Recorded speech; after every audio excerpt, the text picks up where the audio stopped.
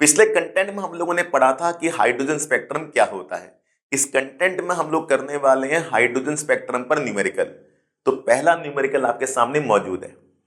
What is the wavelength of light emitted when the electron in a hydrogen atom undergoes transition from energy level N4 to N2। Energy level का मतलब होता है orbit. Electron जो है वो higher orbit से lower orbit में गिर चुका है।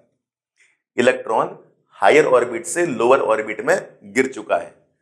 अब जब इलेक्ट्रॉन हायर ऑर्बिट से लोअर ऑर्बिट में गिरता है तो एनर्जी एमिट होती है। उस एनर्जी एमिशन में वेवलेंथ होती है। उसी वेवलेंथ को हमने फाइंड आउट करना है। What is the wavelength of light emitted. जो लाइट एमिट हुई है उसकी वेवलेंथ निकालनी है। और लाइट एमिट क्यों हुई है? क्योंकि इलेक्ट्रॉन हायर ऑर्बिट से लोअर ऑर्बिट में गिर चुका है। तो फॉर्मूला आपके सामने मौजूद है। 1/लैम्डा, लैम्डा वेवलेंथ होता है, RH 1/n1 का स्क्वायर माइनस 1/n2 का square into Z square. RH क्या होता है? Rydberg constant. रेडबर्ग कांस्टेंट 109,677 पर सेंटीमीटर। N1 क्या है? Lower orbit. N2 क्या है? Higher orbit. लोअर ऑर्बिट 2 है, हायर ऑर्बिट 4 है। Lower orbit, higher orbit. Electron higher orbit से लोअर ऑर्बिट में गिरा है। सिंपल सी बात। जेड कितना? 1, 4 हाइड्रोजन एटम। जेड क्या होता है? Atomic number. सिंपल सी बात। और हाइड्रोजन का जेड, हाइड्रोजन का एटॉमिक नंबर 1 होता है। बस भैया वैल्यू पुट करनी है। RH की वैल्यू 109,677, N1 हमारा 2 है, N2 हमारा 4 है, N12 N2 4, जेड हमारा 1 है। वैल्यू पुट करने के बाद हम क्या करेंगे? एलसीएम लेंगे। देखिए 1/2 का स्क्वायर 4, 1/4 का स्क्वायर 16। सिंपल। एलसीएम कितना होगा? 16। सॉल्व करेंगे 4 माइनस 1। देखिए 4 माइनस 1/16। 4 माइनस 1 3 आ गया। 16 अपनी जगह पर है। 109,677 भी अपनी जगह पर है। अब वेवलेंथ निकालनी है तो पलट देंगे। इसको उल्टा कर दो, इसको भी उल्टा कर दो। देखिए 16 ऊपर आ जाएगा। 16 ओवर 109,677 इंटू 3। Very simple. अब डेसिमल यहां पर है। देखिए ये डेसिमल है। इस डेसिमल को आप यहां ले जाइए, इधर ले जाइए। कितने टर्म स्किप किया हमने? देखिए 1 2 3 4 5, 10 की पावर 5 आ जाएगा।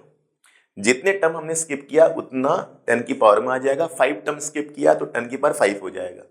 अब बस सॉल्व करने के बाद हमारा आंसर आ जाएगा 486 इंटू 10 की पावर माइनस 7 सेंटीमीटर।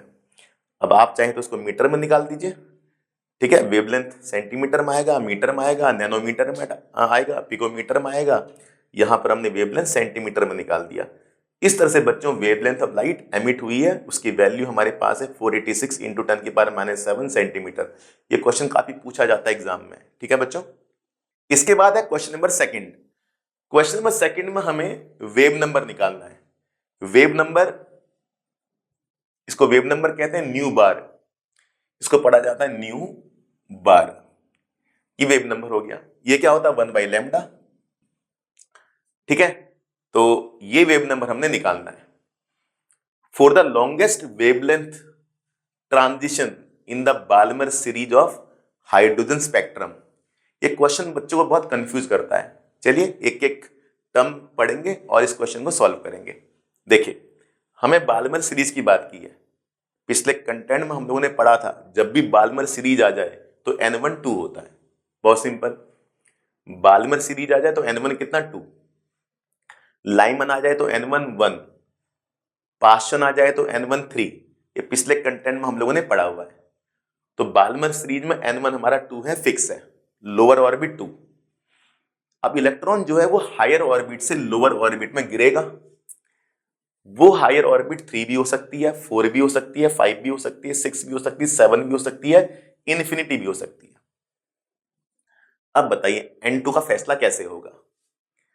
क्वेश्चन में हमसे पूछा है लॉन्गेस्ट वेवलेंथ। अब देखिए N1 N2, इससे क्या निकलता है? Energy difference. हम सबको पता है ऑर्बिट को हम एनर्जी लेवल भी कहते हैं। पिछले क्वेश्चन में देखिए यहां पर लिखा था एनर्जी लेवल। एनर्जी लेवल का मतलब ऑर्बिट भी होता है, तो ये एनर्जी डिफरेंस आ जाएगा। अब बताइए एनर्जी डिफरेंस का मतलब क्या हुआ, देखिए जरा, अगर इलेक्ट्रॉन थर्ड से सेकंड में गिरता है तो एनर्जी डिफरेंस कम होगा, लेकिन इलेक्ट्रॉन अगर चौथे से सेकंड में गिरता है तो एनर्जी डिफरेंस ज्यादा होगा। अगर इलेक्ट्रॉन 5 से 2 में गिरता है तो एनर्जी डिफरेंस और ज्यादा होगा। अब हमने एनर्जी डिफरेंस देखना है कि क्या है, ज्यादा है या कम है। तो क्वेश्चन में हिंट क्या दे रखा, लॉन्गेस्ट वेवलेंथ। एनर्जी वेवलेंथ के इनवर्सली प्रोपोर्शनल होता है। एनर्जी वेवलेंथ क्या है, इनवर्सली प्रोपोर्शनल। वेवलेंथ अगर लॉन्गेस्ट है, ये देखिए लॉन्गेस्ट वेवलेंथ, अगर वेवलेंथ लॉन्गेस्ट है तो एनर्जी डिफरेंस क्या होगा, शॉर्टेस्ट होगा। और एनर्जी डिफरेंस शॉर्टेस्ट कब होगा, जब इलेक्ट्रॉन तीसरे से दूसरे में गिरेगा। यही तो शॉर्टेस्ट हुआ, क्योंकि जैसे जैसे ऑर्बिट की वैल्यू बढ़ती जाएगी एनर्जी डिफरेंस बढ़ता जाएगा। तो लॉन्गेस्ट वेवलेंथ में एनर्जी का डिफरेंस शॉर्टेस्ट होता है, क्योंकि ये दोनों एक दूसरे के इनवर्सली प्रोपोर्शनल हैं। तो सीधा सीधा हिसाब है, हमें लॉन्गेस्ट वेवलेंथ दिया हुआ है, एनर्जी डिफरेंस क्या होगा, शॉर्टेस्ट होगा।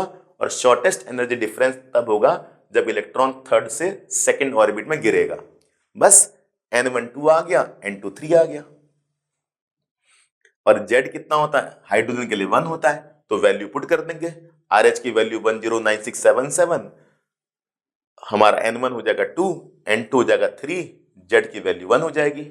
ये याद रखना, फॉर्मूला ऐसे होता 1/λ।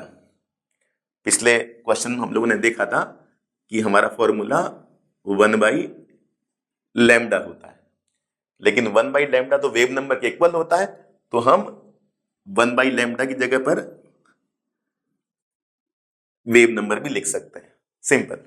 यही वेव नंबर हमने निकालना है। RH की वैल्यू क्या, 109677, N1 की वैल्यू हमारी 2 हो जाएगी, N2 की वैल्यू 3 हो जाएगी, N12 N2 3, और Z की वैल्यू हमारी 1 हो जाएगी।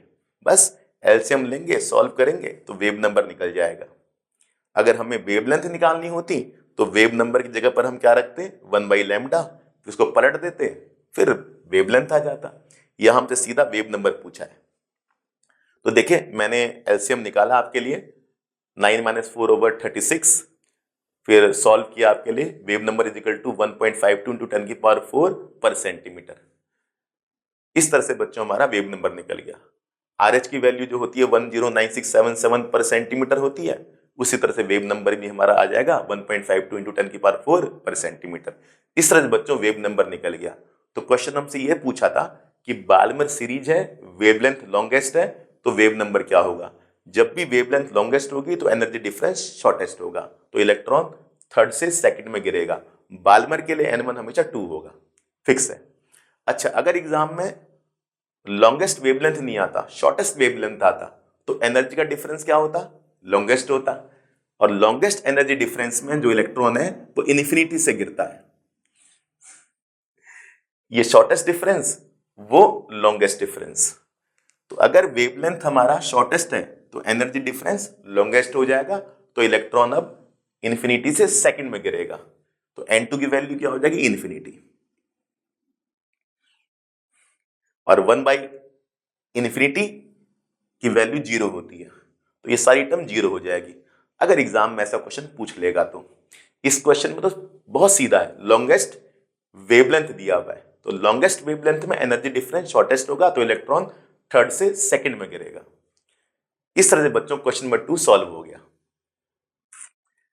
अब बारी है क्वेश्चन नंबर 3 की। What transition in the hydrogen spectrum, H spectrum मतलब hydrogen spectrum, would have the same wavelength as the Balmer transition N4 N2 for helium plus spectrum. तो ये फॉर्मूला 3 के लिए वैलिड है, हाइड्रोजन, हीलियम प्लस, लिथियम 2+। तो एक हमें hydrogen spectrum की बात की है, एक हमें हीलियम प्लस स्पेक्ट्रम की बात की है, तो 2 बार फॉर्मूला लगा देंगे, एक हाइड्रोजन के लिए, एक हीलियम प्लस के लिए। अब बताइए hydrogen spectrum, helium plus spectrum, 2 spectrum दे रखे हैं। हीलियम प्लस के लिए जो इलेक्ट्रॉन है, देखिए हीलियम प्लस के लिए इलेक्ट्रॉन फोर्थ से सेकंड में गिरा है। हीलियम प्लस के लिए जो इलेक्ट्रॉन है वो फोर्थ से सेकंड में गिरा है। तो क्वेश्चन ये पूछ रहा है कि अगर हीलियम प्लस के लिए जो इलेक्ट्रॉन है 4th से 2nd में गिरता है तो हाइड्रोजन स्पेक्ट्रम के लिए इलेक्ट्रॉन कहां से कहां गिरेगा। मतलब जो वैल्यू हीलियम प्लस के लिए 4 और 2 है वो H के लिए क्या होगी। क्वेश्चन जरा अच्छे से पढ़िए। What transition in the hydrogen spectrum, यहां पर वैल्यू 4 2 है तो हाइड्रोजन स्पेक्ट्रम में वो वैल्यू क्या होगी, वहां पर इलेक्ट्रॉन कहां से कहां गिरेगा। N1 निकालना है, N2 निकालना है हाइड्रोजन स्पेक्ट्रम के लिए, और हीलियम के लिए हमें N1 N2 दे रखा है। अच्छा एक और चीज, दोनों स्पेक्ट्रम में वेवलेंथ सेम है, दोनों स्पेक्ट्रम में वेवलेंथ सेम है, जो वेवलेंथ यहां पर आएगी वही वेवलेंथ यहां भी आएगी। तो हमें हाइड्रोजन स्पेक्ट्रम के लिए N1 N2 निकालना है। बहुत सिंपल, एक बार फॉर्मूला यहां लगा देंगे, एक बार फॉर्मूला यहां लगा देंगे। चलिए RH 1/N1 का स्क्वायर माइनस 1/N2 का square into Z square. Helium plus के लिए RH 1/N1 का स्क्वायर 1/N2 का स्क्वायर इंटू जेड स्क्वायर। अब बताइए हीलियम प्लस में ये वैल्यू 2 हो जाएगी, ये वैल्यू 1 हो जाएगी। Lower orbit higher orbit, N1 2 N2 4, कितना सिंपल है। हीलियम प्लस के लिए जेड कितना होता है 2, हीलियम प्लस के लिए जेड 2 हो जाएगा, हाइड्रोजन के लिए जेड 1 हो जाएगा। सिंपल हो गया। तो हीलियम प्लस के लिए जेड हमने 2 पुट कर दिया, N1 2 N2 4, 2 4 जेड 2, सिंपल 1/4 1/16 और ये 4 आ जाएगा। एलसीएम लेंगे 4 माइनस 1/16 इंटू 4, 4 16 डिवाइड होके 4 आ जाएगा, 3RH अपॉन 4। तो 1/λ is equal to 3RH upon 4 for helium plus spectrum. सीधा है, हीलियम प्लस में जेड हमारा 2 है, N1 2 है, N2 4 है। अब हाइड्रोजन के लिए हमने N1 N2 निकालना है, वेवलेंथ दोनों की सेम है, जो 1/λ की वैल्यू 3RH अपॉन 4, 1/λ हीलियम के लिए और 1/λ H के लिए सेम होगा।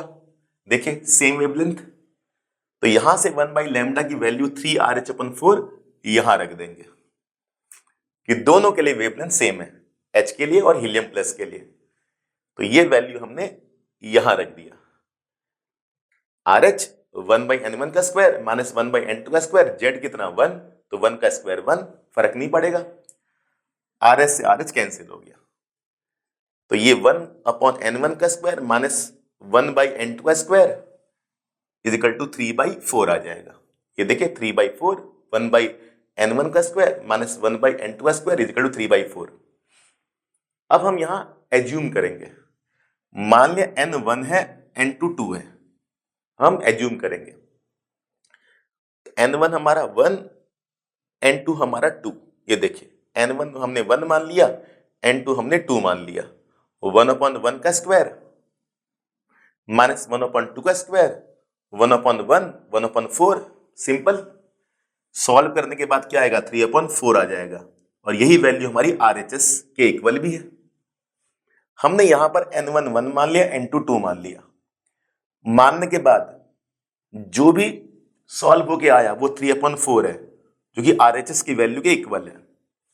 इक्वल कब आई, जब N1 हमने 1 लिया, N2 हमने 2 लिया। तो सिंपल बात हो गई, हीलियम प्लस के लिए N1 2 N2 4, हाइड्रोजन के लिए N1 1 N2 2।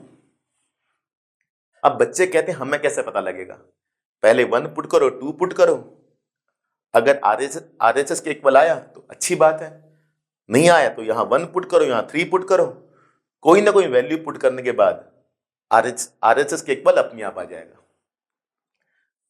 तो ये क्वेश्चन आपने करना है 2.55 एक्सरसाइज का क्वेश्चन है। इस तरह से आपके सामने हाइड्रोजन स्पेक्ट्रम पर 4 क्वेश्चन का पूल बन जाएगा। इन 4 क्वेश्चन करने के बाद आप हाइड्रोजन स्पेक्ट्रम पर कंफर्ट पोजीशन में आ जाओगे, यानी कि आपको कोई सा भी क्वेश्चन करने में दिक्कत नहीं होगी।